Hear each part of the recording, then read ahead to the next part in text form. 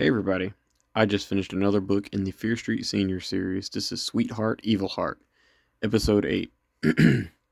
This is a book I was not looking forward to reading. Um, for those of you who don't know, the last three books in the series were absolutely terrible in my opinion. So when I got to this one, I don't know exactly what I was expecting. I know it has something to do with Valentine's Day. I've heard from Cameron Chaney that this book was actually pretty decent. I think he's promoted it on his channel and stuff, but anyway, yeah. Let's take a look at the step back cover art we have right here. Pretty cool. Got the noose around the neck of Ty Sullivan here. Okay.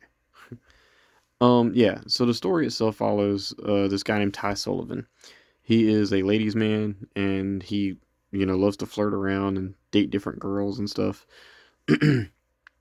He's currently dating this girl named Phoebe Yamora from the last book.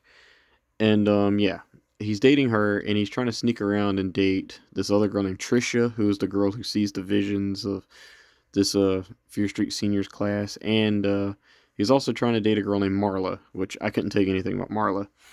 But yeah, essentially Ty Sullivan's just a player, and he loves to date different girls. One day, him and one of the girls, I don't know if it's Phoebe. I think it's Phoebe.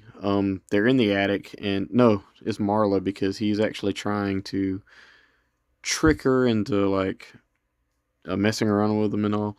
And they're in the attic, right? And they're studying for some kind of test. He ends up finding this letter in the attic that says like basically asking him to be his Valentine, but also very creepily, it's got a picture of or it's got a stamp that's from like a long time ago and different things like that.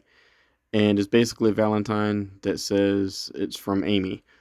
And basically what happens is Ty starts falling for this other Valentine named Amy, and it basically asks him to write a note to her and take it to the cemetery and leave it for her to find. And yeah, things start heating up because he starts trying to date Trisha, and Trisha has a boyfriend named Gary, and Gary does not like Ty, and of course he's trying to fight Ty and all this stuff.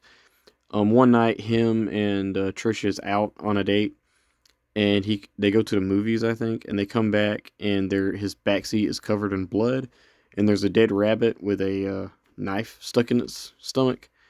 And this is just coincidentally the second book in a row from R.L. Stine that had a dead rabbit in it that I've read.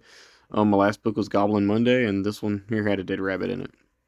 But yeah, before things get a little bit more crazy when all of the girls that Ty is dating starts getting Valentines that start threatening them, saying that he only needs to see Amy and different things like that.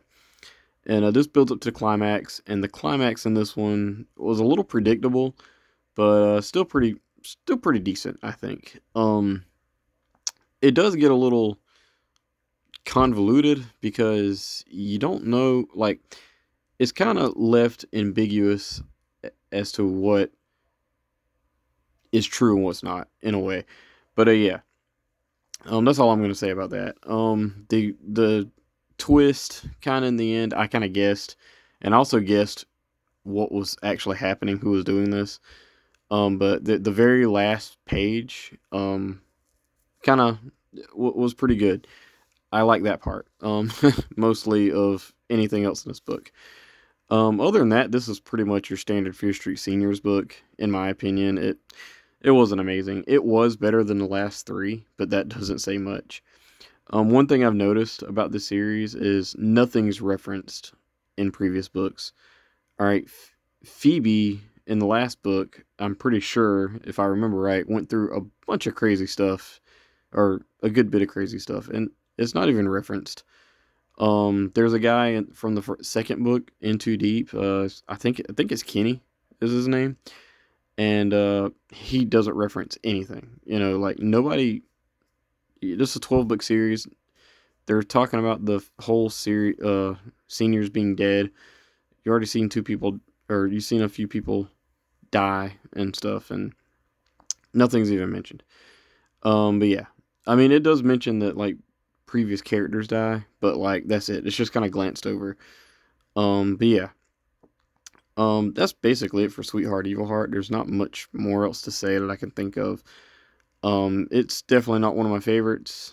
Um, if you want to pick out a good Valentine's Fear Street book, get Broken Hearts from the Fear Street Super Chiller series.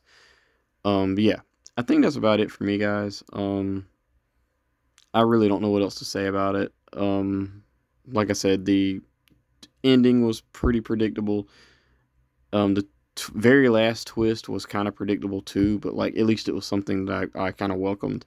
The middle twist was just kind of like, oh, kind of boring. I did like who was doing some of the bad stuff in here. Um, yeah, and when I say some, because there's certain things that are ambiguous, like I said, and it's kind of left in the air. I guess we'll find out in the next book. Probably not. They probably won't even mention it. But yeah, Sweetheart Evilheart, I'd probably give it like a 3 out of 5 stars. I didn't think it was that great, but it wasn't bad either. It wasn't terrible. Definitely an improvement from the last book. Next book is Spring Break, which I'm excited to look forward to because it's a very rare book, and most of the time, rare books aren't very great. So yeah, that's it for me, guys. Thank you. Bye bye.